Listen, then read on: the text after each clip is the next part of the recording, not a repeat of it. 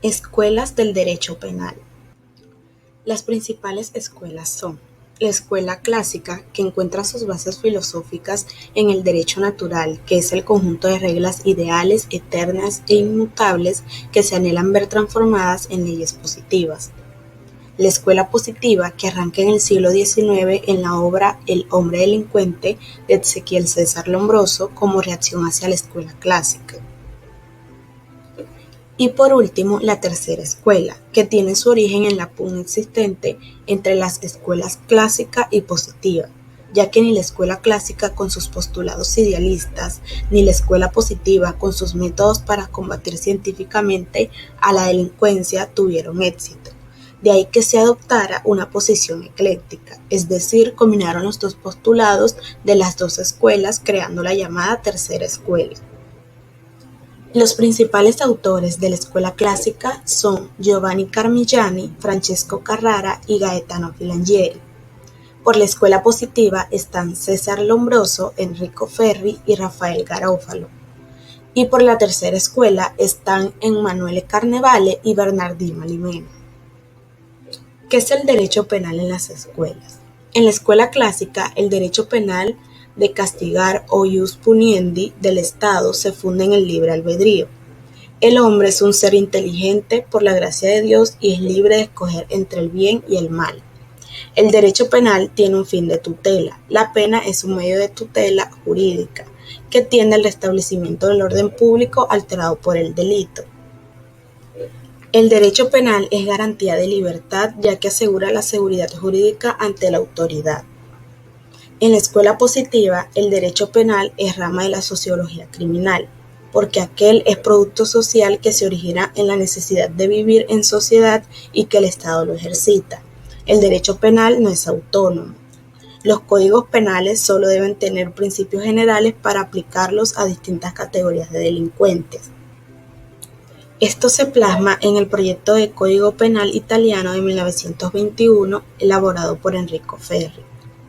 Y en la tercera escuela, el derecho penal para ello se compone de tres elementos: sociológicos, psicológicos y jurídicos. El método utilizado en la escuela clásica es el método deductivo o lógico abstracto, partiendo de principios generales, uno de los cuales es lo que Carrara señalaba como fórmula sacramental, la consideración del delito como ente jurídico. El método utilizado en la escuela positiva es el método inductivo experimental. El pensamiento científico debe descansar en la experiencia y la observación, mediante el uso del método inductivo, pues de lo contrario, las conclusiones no pueden ser consideradas exactas. Y por último, la tercera escuela utiliza el método inductivo. El delito en la escuela clásica es, según Carrara, la infracción a la ley del Estado promulgada para proteger la seguridad de los ciudadanos, resultante de un acto externo del hombre, positivo o negativo, moralmente imputable y políticamente dañoso. Para Carrara, el delito es un ente jurídico y no un fenómeno social. Es un ente jurídico porque es una contradicción entre el hecho del hombre y la ley. Por eso no se define como acción, sino como infracción, lo que supone la antijuridicidad, la esencia del delito y no solo su elemento. En la escuela positiva, el delito es un hecho de la naturaleza y debe estudiarse como un ente real, actual y existente, y es producido por factores de orden biológico, físico y social que existen independientemente de las normas jurídicas. Y la tercera escuela considera el delito como un fenómeno complejo, el cual tiene su origen en las causas sociales. Por esto, proclama que lo primero que debe hacerse para combatirlo es arreglar la sociedad.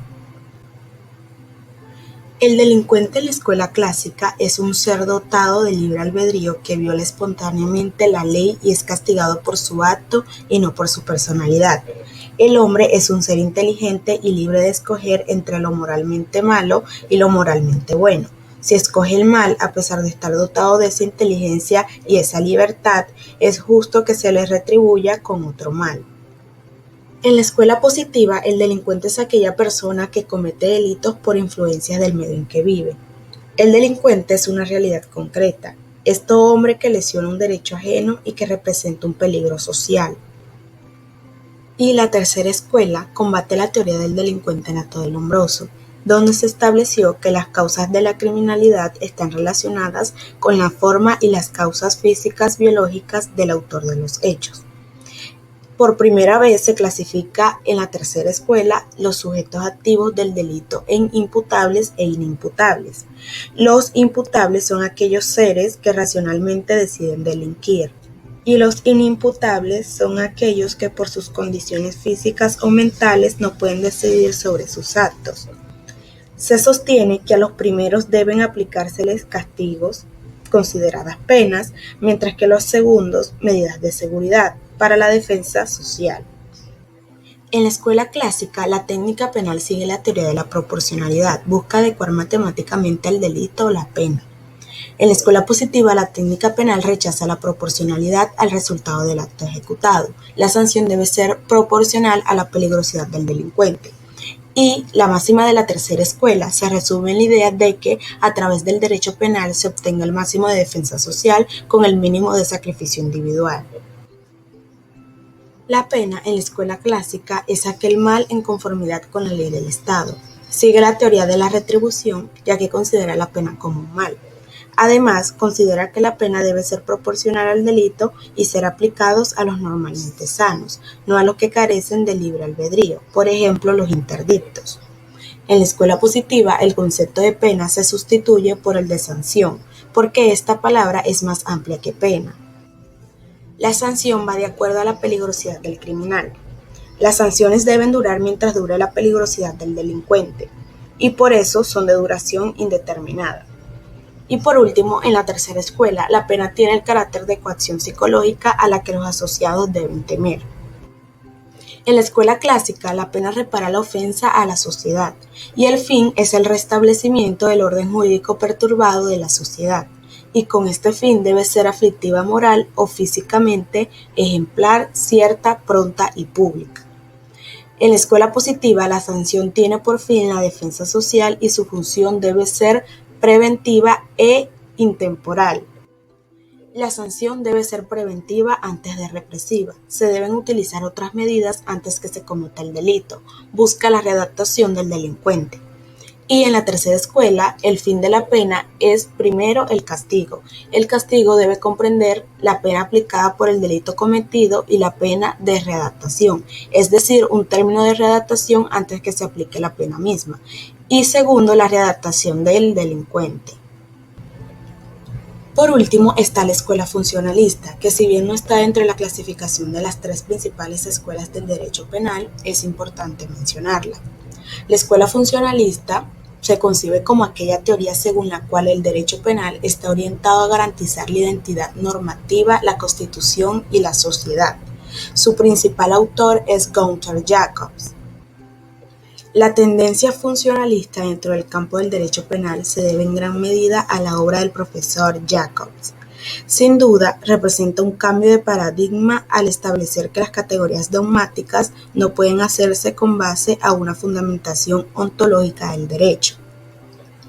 Dentro de las bases del pensamiento jurídico de Jacobs, tenemos que para él las normas jurídicas son expectativas del comportamiento contrafacticante estabilizadas. El delito, una comunicación defectuosa que quebranta la vigencia de la norma, y la pena es un instrumento de aseguramiento contrafáctico y cognitivo de la vigencia de la norma. Ahora bien, Jacobs entiende que la sociedad se constituye precisamente a través de normas, pues la sociedad se mantiene por las normas y se niega a concebirse a sí misma de otro modo, y en consecuencia, a partir de esas normas, alcanzan su identidad las personas, como los derechos, deberes y libertades, por lo que sin normas no hay sociedad y perderíamos nuestra identidad de personas, quedando en simples seres humanos con un código de satisfacción e insatisfacción. Y por lo tanto, al derecho penal le correspondería la función de velar por la parte más esencial y básica de tales normas, y así solventar la subsistencia de las normas que estructuran la base de lo social. Jacobs también se ocupó de instituciones importantes como la imputación objetiva. Para él, la teoría de la imputación objetiva cumple un papel fundamental que permite determinar los ámbitos de responsabilidad dentro de la teoría del delito. Así, faculta constatar cuando una conducta tiene carácter objetivamente delictivo. La teoría de la imputación objetiva se divide para Jacobs en dos niveles: la calificación del comportamiento como típico, imputación objetiva del comportamiento, y la constatación en el ámbito de los delitos de resultado, de que el resultado producido queda explicado precisamente por el comportamiento objetivamente imputable. Imputación objetiva del resultado. Y ya por último, la culpabilidad. La noción de culpabilidad para Jacobs, a la que de acuerdo con sus premisas de teoría de sistemas equipara con el injusto, no se determinaría a partir de la constitución psíquica del autor, sino de acuerdo con las necesidades sociales de prevención general. Él solo permitiría una disculpa cuando el conflicto resuelto mediante la infracción de una norma pudiera ser resuelto de una manera distinta al castigo penal. Jacobs aclara esto último a través de un ejemplo, donde dice que únicamente cabría plantearse la exculpación de los delincuentes sexuales cuando la medicina hubiera conseguido presentar fórmulas para su tratamiento.